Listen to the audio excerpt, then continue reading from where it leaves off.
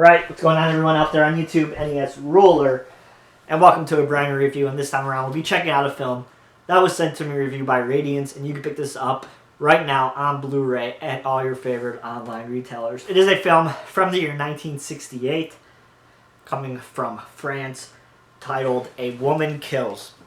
So this film has a very interesting history. It was lost for over 40 years. It was shot in 1968. And ultimately, because of distribution rights and it being a little bit erotic, even though it's not, it sat on the shelf and was lost in obscurity until 2010, when it was screened at a theater in France, and it was rediscovered, and it got a DVD release, and people started to see it. But this is now the definitive edition of this film. First time available here in the States, first time available on Blu-ray worldwide. So a very interesting film that was rediscovered, and I love when films get rediscovered like this, because this is a really interesting film about one of my favorite things, which if you guys have listened to the 22 Shots of Moods and Horror podcast over the years, I talk about a lot, and that is my interest in gender roles in horror films. This movie plays a pretty interesting topic when it comes to gender roles. Basically, we followed this detective, and she is living in France, and there's a serial killer that is going around and murdering all these prostitutes. And one day, this serial killer gets captured and gets sentenced to death. Flash forward a little while, and there is a copycat killer on the loose doing the same things. Now, this movie doesn't shy away. There's no reveal or anything like that. We know who this copycat serial killer is right off the bat. And he has had some past trauma in his life. His mother used to dress him up as a woman and, humiliate him pretty much. And when he got sent off to World War II, he developed a severe case of PTSD. So between the trauma in his previous childhood, in his childhood, and the trauma from him as a teenager growing up in World War II and seeing the effects of death, ultimately turns him into this cross-dressing serial killer, which is pretty provocative for the time. 1968. I can't really think of another film this early where we see if you want to even say a transgender serial killer.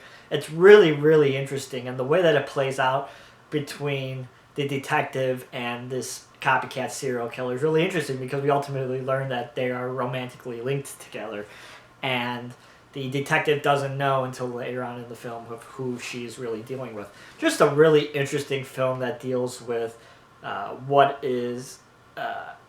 deals with past trauma in characters' lives and what we may be holding deep down inside about ourselves. Just a super interesting film that is unfortunate that it didn't really get a release until 10 years ago, because I really do feel like it is a pretty revolutionary movie.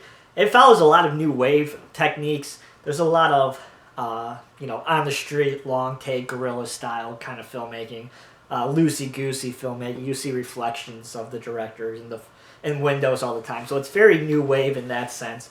But it plays out in a way that I feel like not too many films at the time plays out like. So I really, really did like this film. I highly recommend you guys check this one out and pick it up. It's only limited to 2,000 copies, so it's one that I think will probably sell 2,000 copies. To be honest, I don't really see it selling out anytime soon, but I do feel like sooner or rather or later it's going to sell out those 2,000 copies once more people start to hear reviews about it and hear that the movie's actually quite interesting and worth a watch for people who love French cinema like myself. As I said before, it's my favorite country of film in the world. and just really interesting gender commentary fans as well. So just a really nice release, again, from Radiance. If you guys listened to my last review from them, you have this outer sleeve, talks about all the features. So let's just talk about the features right now. This director made a whole bunch of short documentary style films when he was making this movie. There's a lot of protests happening in France in the early 1968s.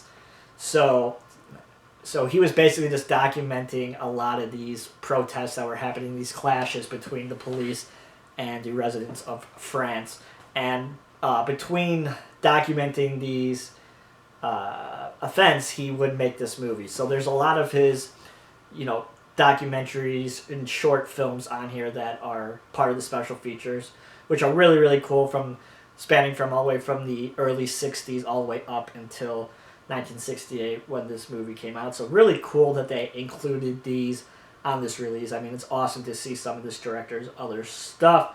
And then you got some commentary tracks, an intro from a film historian who talks a little bit more about this film and how it became to be.